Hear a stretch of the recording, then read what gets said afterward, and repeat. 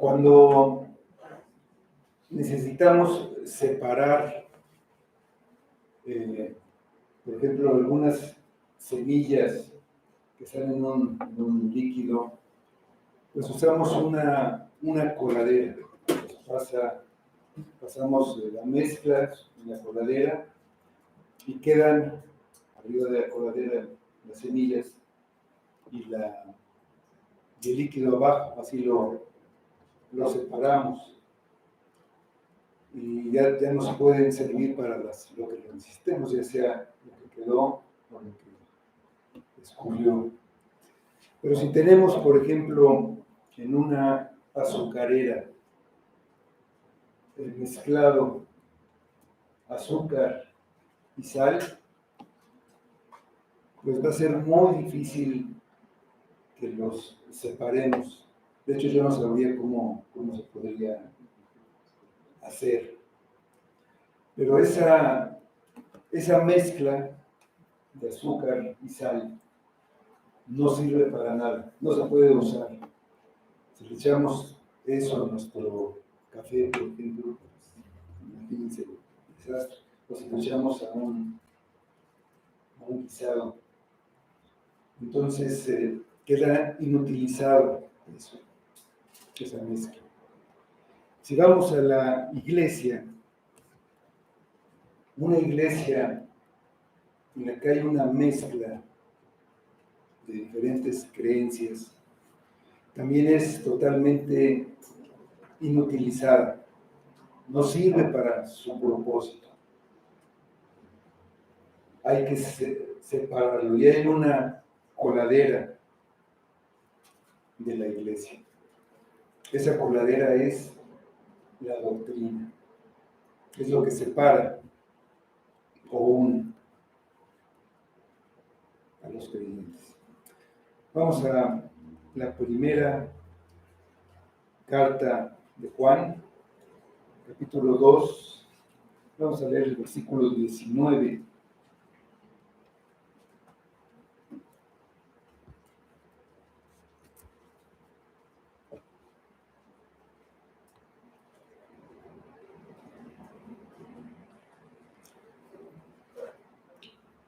Dice así la palabra de Dios: salieron de nosotros, pero no eran de nosotros, porque si hubiesen sido de nosotros, habrían permanecido con nosotros, pero salieron para que se manifestase que no todos son de nosotros.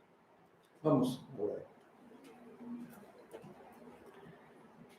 Señor, venimos agradecidos delante de ti, agradecidos por tu palabra que nos muestra tu voluntad y que tú la usas con todo tu poder para salvación, para edificación de tu pueblo, para mostrarnos todo tu poder, toda tu sabiduría, toda tu gloria, quién eres tú, y también mostrarnos a nosotros mismos quiénes somos. Pedimos que tú nos ayudes a discernirla, a entenderla, y sabemos que es por medio del Espíritu que tú haces esto, y pedimos más de tu Espíritu para que tú nos ayudes. Y todo esto que oímos, tu palabra, nos lleve más cerca de ti y nos cambie nuestra mente, nuestro corazón, y así pues estemos más cerca de ti, teniendo comunión contigo.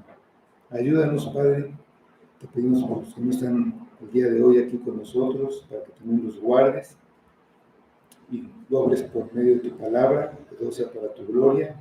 Lo pedimos en nombre de Cristo. Amén. Ante la realidad de la oposición a Cristo por el sistema de vida que llevan las personas, amando al mundo y sus propios deseos, que ya estaban enfrentando los lectores de esta carta del apóstol Juan, y que tendrían que seguirlo enfrentando en el futuro, ellos no debían amar al mundo ni las cosas que están en el mundo que son pasajeras. Pueden ser arrastrados por esa corriente y entonces perder su comunión con Dios. Amando al mundo, no pueden amar a Dios y entonces no tendrán objeción para desobedecer sus mandamientos. Además, les advierte del peligro que los acecha dentro de la iglesia y les recuerda el tiempo que están viviendo. Es el último tiempo y después viene la eternidad. Ellos sabían que en el futuro venía un anticristo, pero ya en su tiempo habían surgido anticristos, muchos anticristos, y por eso sabían que era el último tiempo. Los anticristos estaban y están en contra de Cristo y de alguna manera toman su lugar, principalmente como maestros, y corrompían su doctrina, la doctrina de Cristo. Eran muy peligrosos, usaban la hipocresía engañosa combinada con errores en la doctrina, diciendo al mismo tiempo que eran cristianos. Estaban dentro de la iglesia, mezclados entre los creyentes, propagando mentiras y engaños. El anticristo es un poder enemigo de Cristo, aunque tiene manifestaciones humanas.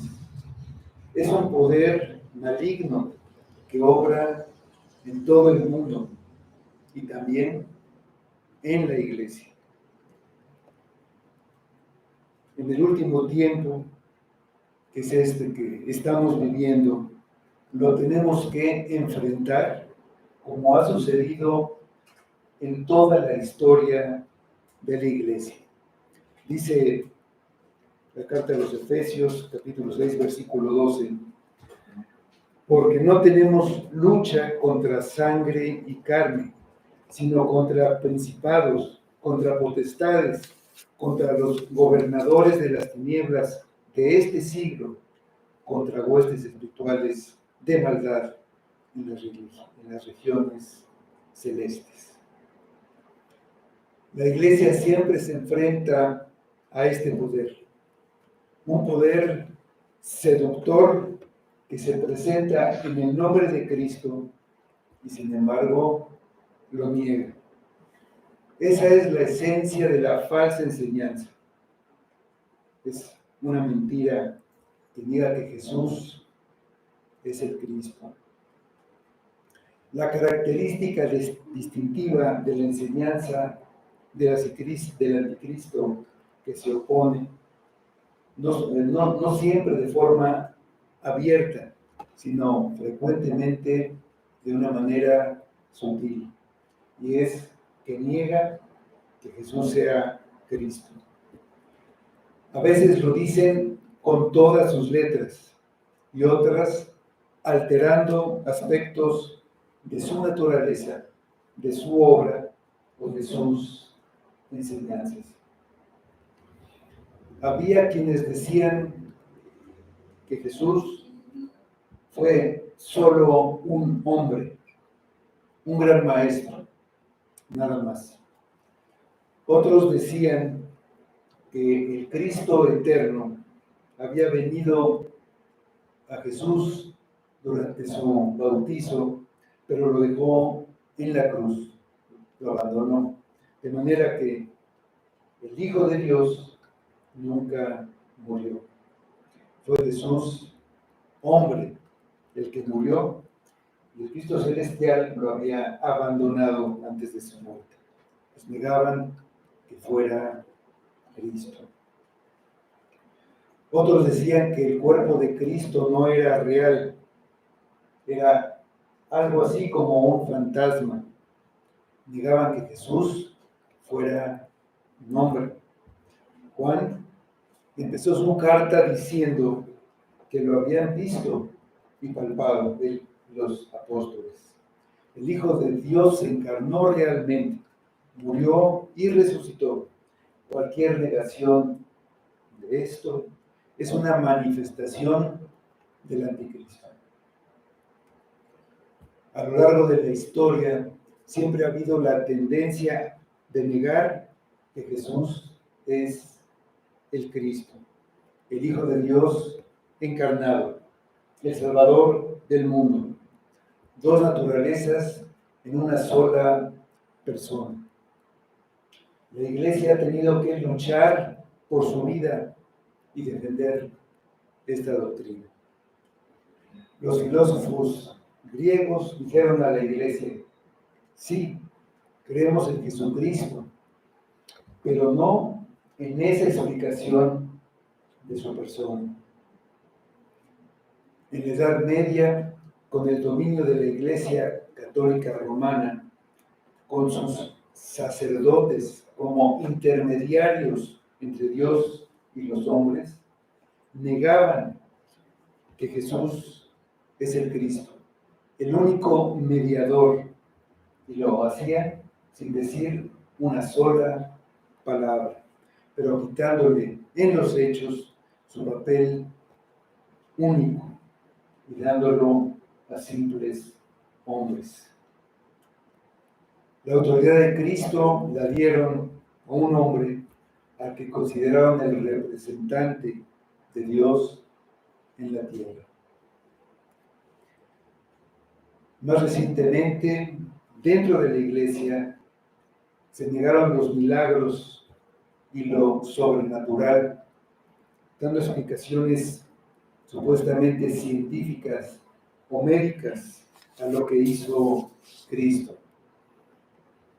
Que los que resucitó estaban en un estado catatónico, pero realmente no estaban muertos, negando todo esto, volviendo a la idea de que Jesús es un hombre extraordinario, un revolucionario, un maestro político o un gran ejemplo moral, que cambió el mundo, pero no el Cristo, que vino a salvar a su pueblo de sus pecados.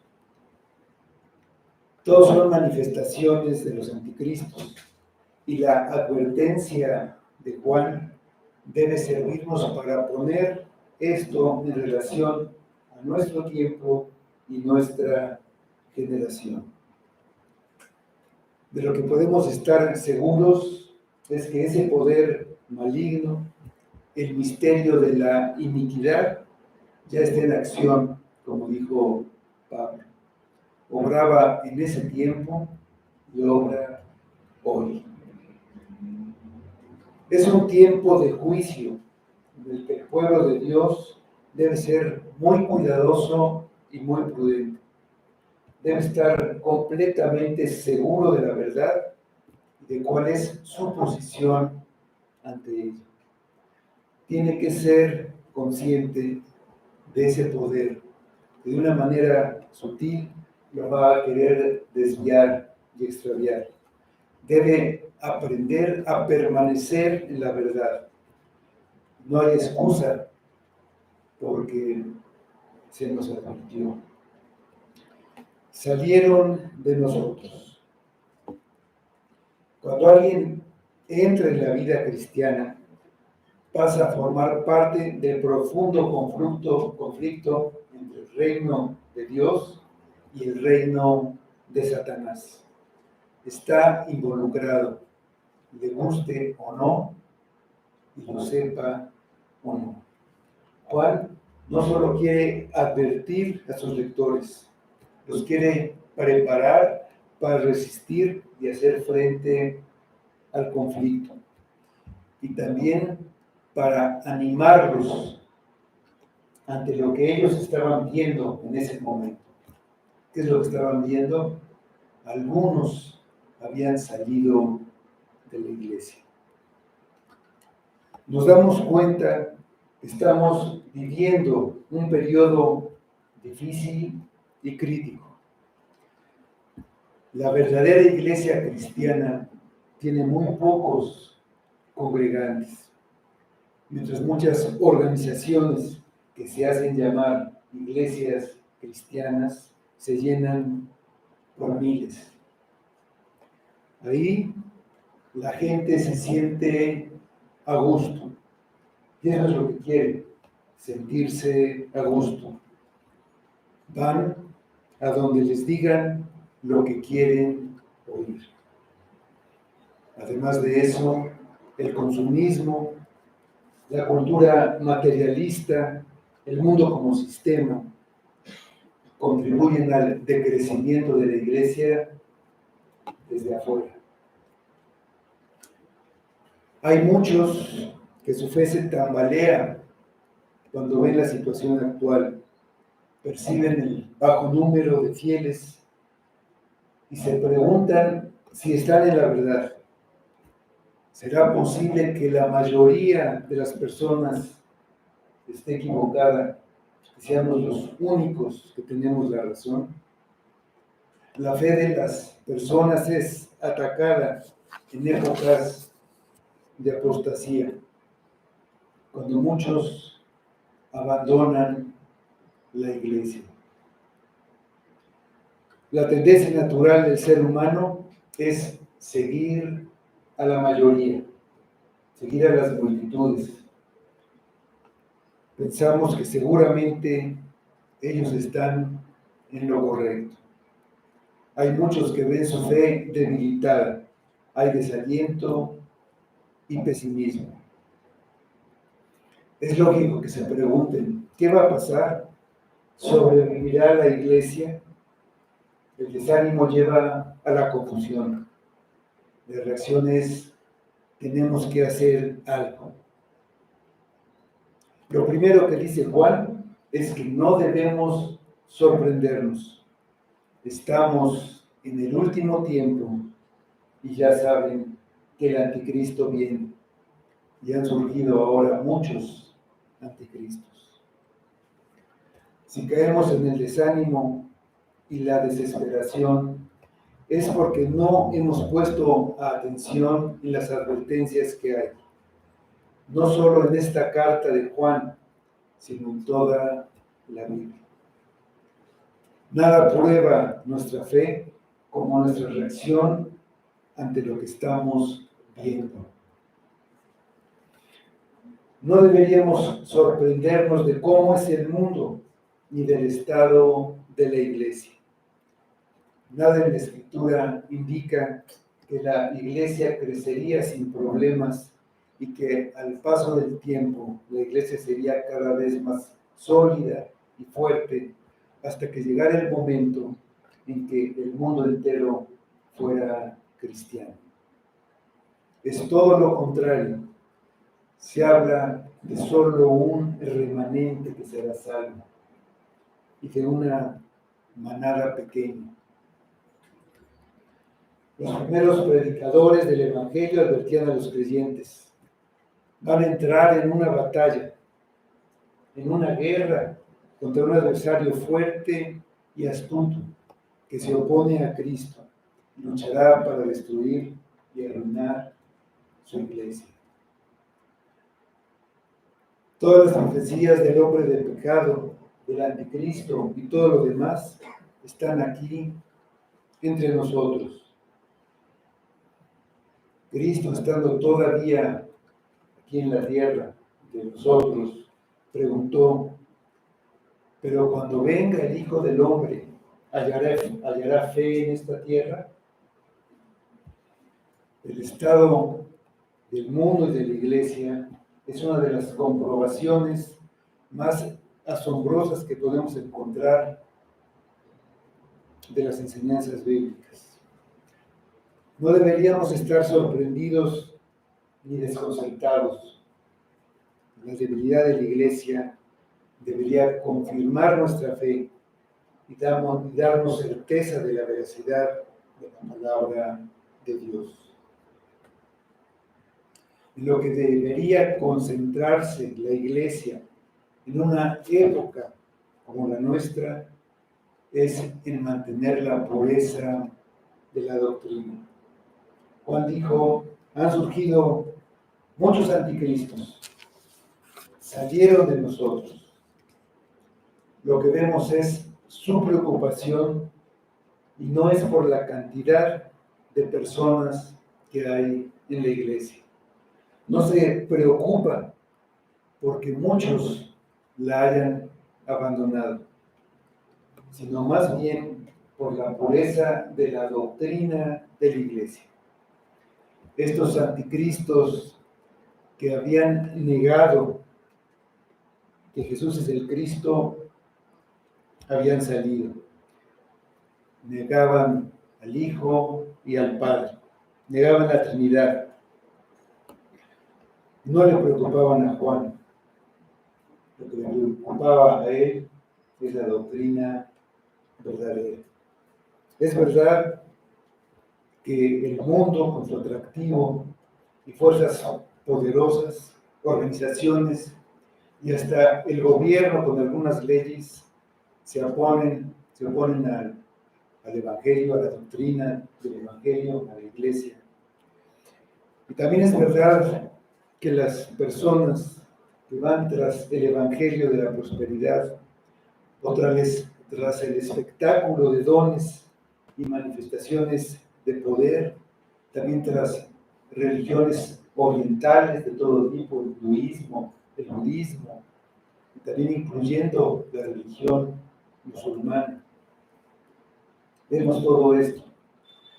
Y la reacción ha sido, tenemos que unirnos con todos los que creen en Dios y en Cristo, que son parte de nosotros. Unidos en un frente común, vamos a resistir al enemigo. Y parece lógico, la unión hace la fuerza, pero a menos que seamos muy prudentes, nos podríamos encontrar negando una doctrina fundamental. A pesar de la aparente debilidad de la Iglesia, lo que debería importarnos es la pureza de la doctrina. Es mejor un grupito de personas que cree que Jesús es el Cristo que una muchedumbre que no está segura si lo es o no, aunque se ponga en el título de cristianos. Dice Juan, salieron de nosotros, pero lo importante es que si ustedes que se quedaron están en lo correcto. Lo importante es la pureza de la doctrina. Jesús es el Cristo. La realidad es que la verdadera unidad solo se puede lograr por medio de la verdad. Puede haber uniones y coaliciones sin la verdad, pero no se puede tener la unidad del Espíritu si no es por medio de la verdad. El Espíritu Santo es el que une a todos los que creen que Jesús es el Señor, que es el unigénito Hijo de Dios y que creen en su encarnación, en su sacrificio expiatorio y sustitutivo, en la propiciación por nuestros pecados, que creen en su resurrección, en su intercesión y en su mediación por su pueblo, y creen en el Espíritu Santo. Si no lo creen, es imposible tener con ellos una unión real. Dice Efesios, el libro de los Efesios capítulo 4, versículos 3 a 6. Solícitos en guardar la unidad del Espíritu en el vínculo de la paz. Un cuerpo y un espíritu, como fuisteis llamados en una misma esperanza de vuestra vocación. Un Señor, una fe, un bautismo, un Dios y Padre de todos, el cual es sobre todos y por todos y en todos. Todos los creyentes debemos guardar la unidad del Espíritu, sin olvidar que la Iglesia es columna y baluarte de la verdad, y su responsabilidad es retener, proteger y proclamar la verdad. Estamos ante un dilema. Estamos ante la unidad o la verdad. Y la Biblia nos manda guardar las dos cosas. Pero a veces no es posible. La solución no es negar la importancia de la doctrina, ni bajar los estándares para poder tener comunión con otros, sino asumir la naturaleza y responsabilidad de la Iglesia. Nada que contradiga nuestra misión como Iglesia puede ser la solución a este problema. Nuestra misión es la proclamación de la verdad.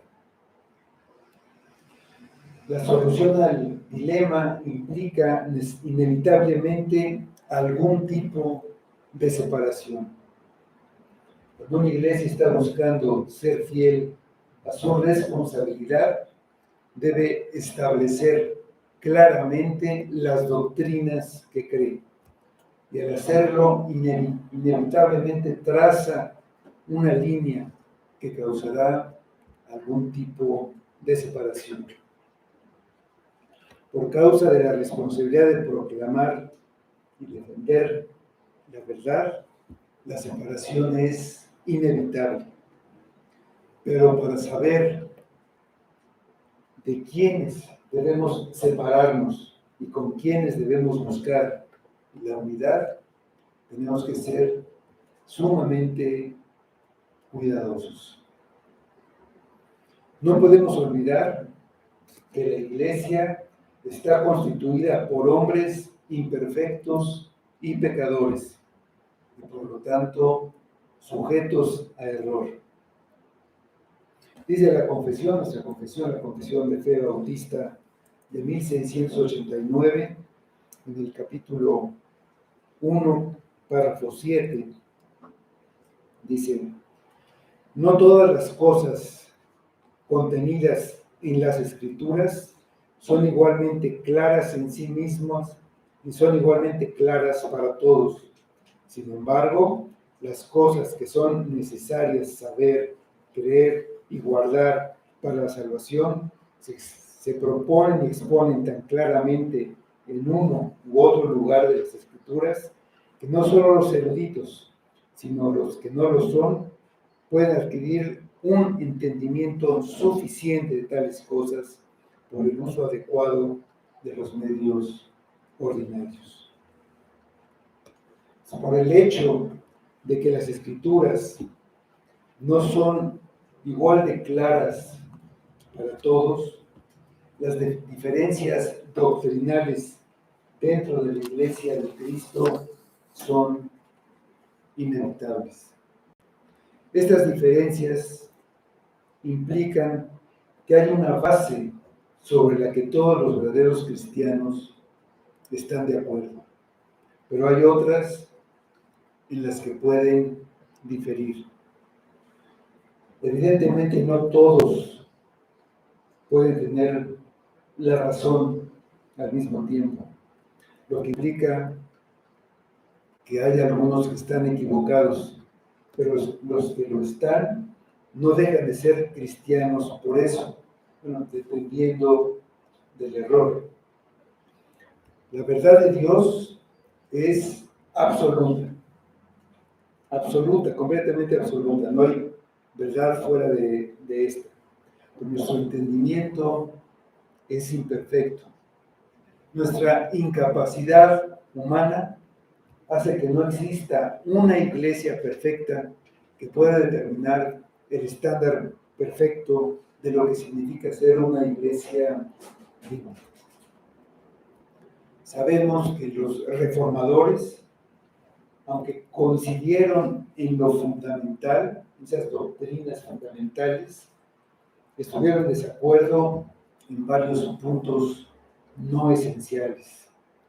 Un ejemplo es su diferente entendimiento de la cena del Señor.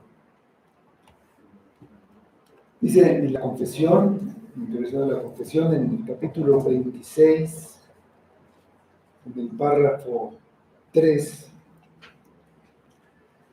las iglesias más puras bajo el cielo están sujetas a la impureza y al error, y algunas se han degenerado tanto que han llegado a ser no iglesias de Cristo, sino sinagogas de Satanás. Sin embargo, Cristo siempre ha tenido y siempre tendrá un reino en este mundo, hasta el fin del mismo, compuesto de aquellos que creen en Él y profesan su nombre. Como creyentes, debemos esforzarnos por preservar la unidad. Primero, en la iglesia local. Y lo que nos une aquí es que creemos lo mismo. Una sola fe, como leímos en Efesios 4. Si cada uno cree cosas diferentes, es imposible que haya unidad. Lo que sigue ahí en ese pasaje de Efesios es que Dios dio a algunos ser apóstoles, a otros profetas, a otros evangelistas, a otros pastores y maestros. Y es a fin de capacitar a los santos para la obra del ministerio, para la edificación del cuerpo de Cristo, hasta que todos lleguemos a la unidad de la fe y del conocimiento pleno del Hijo de Dios. La unidad no implica uniformidad doctrinal y tampoco una unidad externa en la que todas las iglesias, por ejemplo, estén bajo una misma estructura jerárquica. La unión de la iglesia de Cristo es espiritual, no es un asunto externo, no debe ser un ecumenismo que abrace a todos los que se dicen cristianos sin importar lo que crean, ni tampoco en el otro extremo, un extremo que condene a todos los que no creen exactamente igual que nosotros. Lo que creemos es lo que entendemos que es correcto.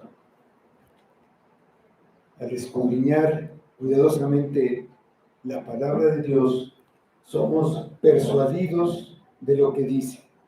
Y es nuestra responsabilidad ser fieles a lo que sabemos que es la verdad de Dios.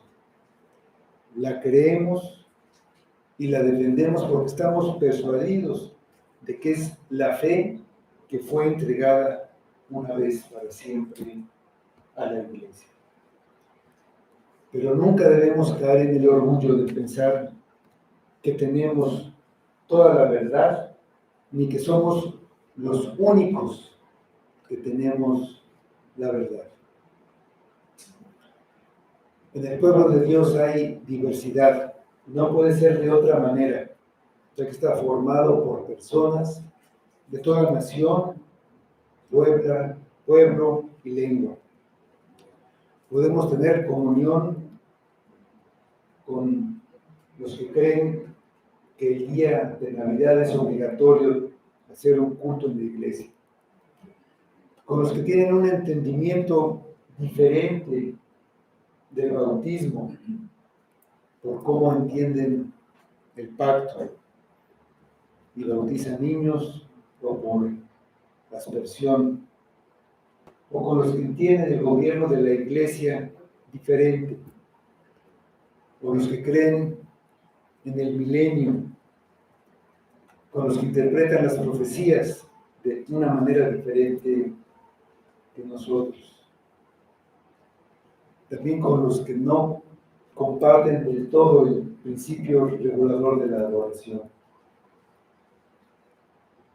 Todo lo que la Biblia enseña es importante, pero no todo en la Biblia es igual de importante. Por ejemplo, dice el Evangelio de Mateo que Jesús nació en Belén de Judea. Pues ahí tenemos dos verdades. Una, que Jesús nació, el Hijo de Dios, vino a la tierra, se encarnó, se hizo hombre. La otra, que nació en Belén. Las dos son verdades que la Biblia enseña. En ese sentido es esencial que creamos las dos por causa de la autoridad de la Biblia. Pero, por otro lado, las dos no son de igual importancia con respecto a la salvación y con respecto a vivir para la gloria de Dios. La primera es básica, la segunda no. O sea, hay verdades que son fundamentales y hay otras que son secundarias. No tenemos comunión ni podemos unirnos con los que pervierten el fundamento de la fe cristiana y con los que se asocian con ellos. Lo que importa es qué es lo que creen de Dios el Padre, del Espíritu Santo, de la palabra, de la salvación, de la justificación, pero sobre todo, qué creen de Cristo, de su persona, de su obra. Si alguien dice, se acerca a ti y te dice, en el Evangelio de Juan, dice que la túnica que vestía Jesús era sin costura, de un solo tejido, de arriba a abajo. Dice, era de gran calidad. Él era un hijo de rey, y tú también eres un hijo de rey, y tú mereces. Ya sabes para dónde va. Si te dice, a Jesús lo mataron porque era un revolucionario y él quería la igualdad de todos los hombres. Eso fue lo que predicó y lo que enseñó. O Jesús te ama y quiere hacerte feliz y tiene un plan maravilloso para tu vida. Si oyes cosas como esta, lo más sensato es que te apartes de ellos. La fe cristiana está edificada sobre el fundamento de los apóstoles, pero Jesucristo es la piedra principal. El que pervierte o distorsiona algo de Cristo es un anticristo. Dice Pablo que si alguno, aún un ángel, enseña un evangelio diferente del que él anunció, sea anatema. También Pablo le dice a Timoteo,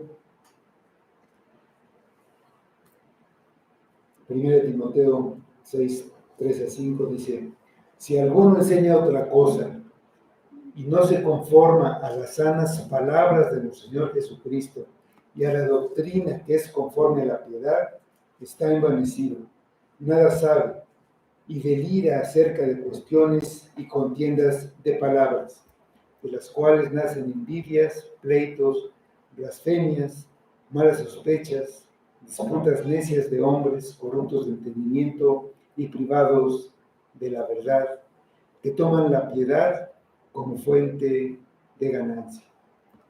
Apártate de los tales. Apártate de los tales. Salieron, pero no eran de nosotros. Los que salieron estaban dentro de la iglesia, de lo que se deduce que es posible que haya personas en la iglesia que no sean cristianos.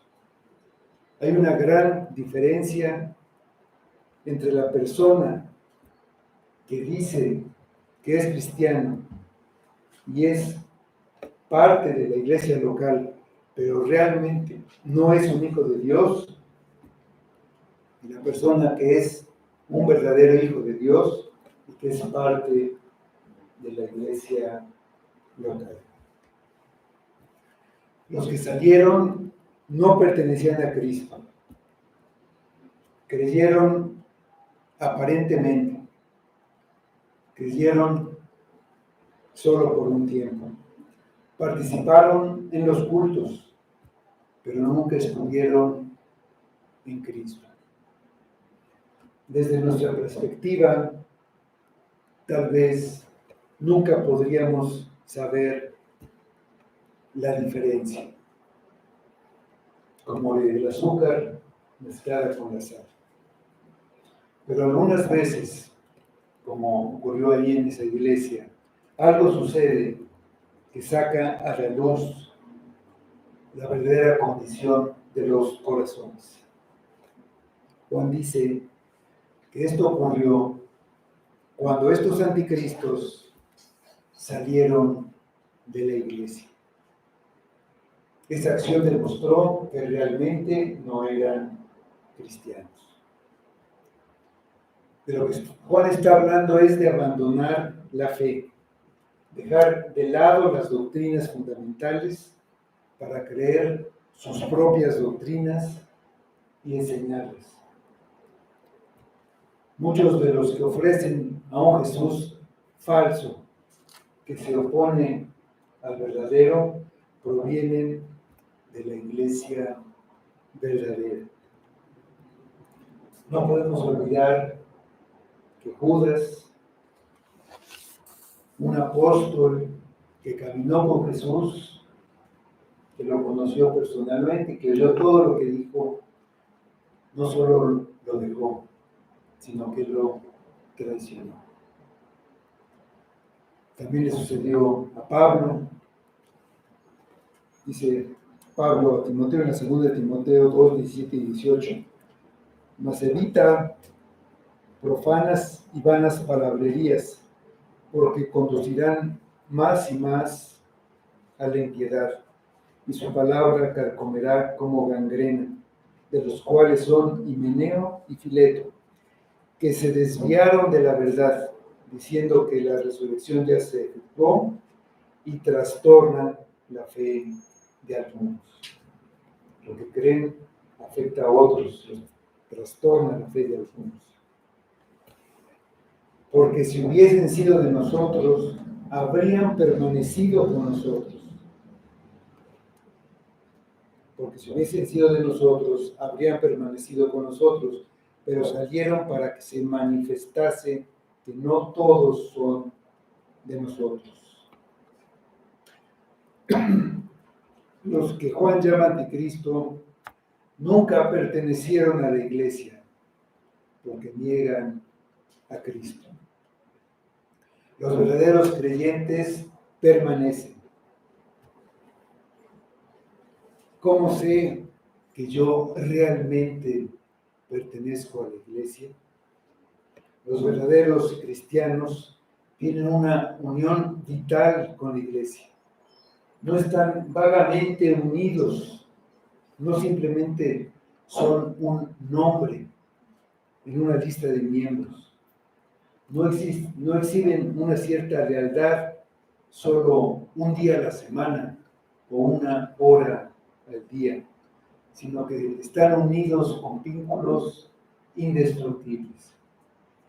No tienen que esforzarse por estar con sus hermanos, es su anhelo.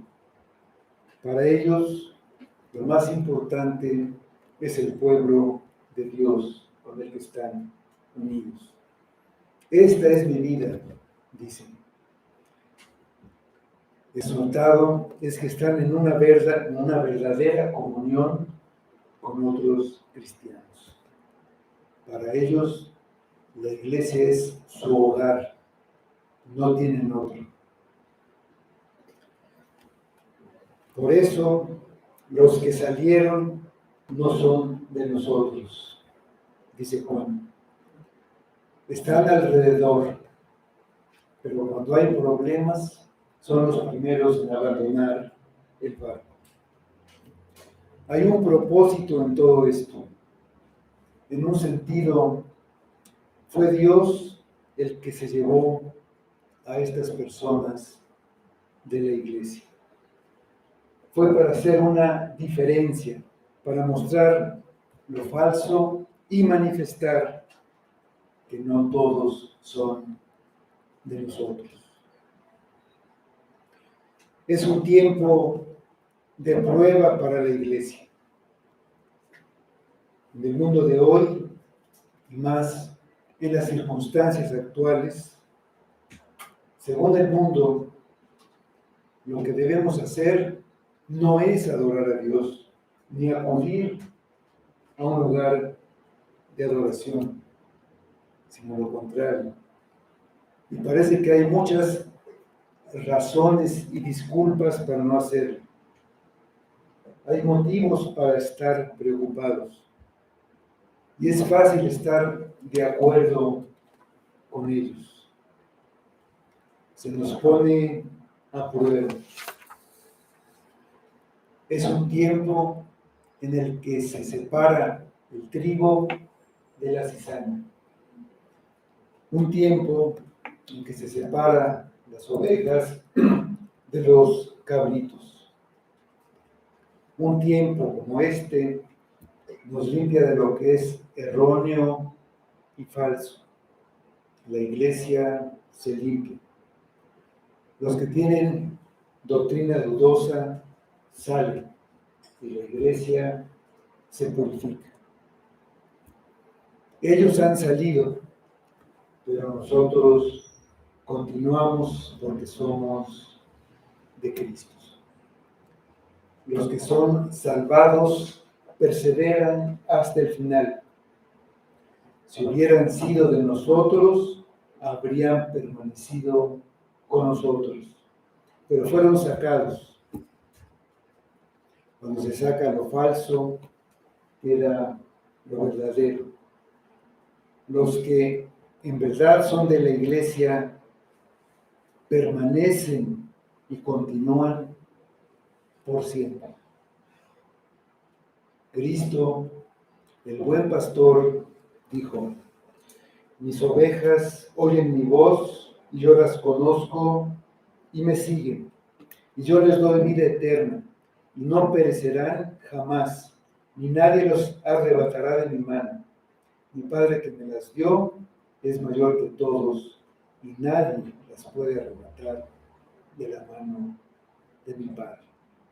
Juan 10, 27 a 29. Los que son verdaderos serán puestos a prueba y quizás serán separados, pero si son de Cristo, si son de nosotros, no serán sacados del rebaño de Cristo.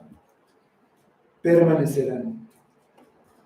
Un tiempo como este es un tiempo de apostasía, de separación. La fe de muchos se desmorona, pero no es el fin de la iglesia. La iglesia de Cristo es indestructible, es de Cristo, y todos los que le pertenecen verdaderamente son miembros de su cuerpo. Podemos cometer un error y permitir que anticristos entren en la iglesia. Es posible porque no somos perfectos y porque no podemos ver el corazón de nadie. Es posible que estén entre nosotros y no los detectemos. Y es posible que trastornen la iglesia y que hagan caer a algunos.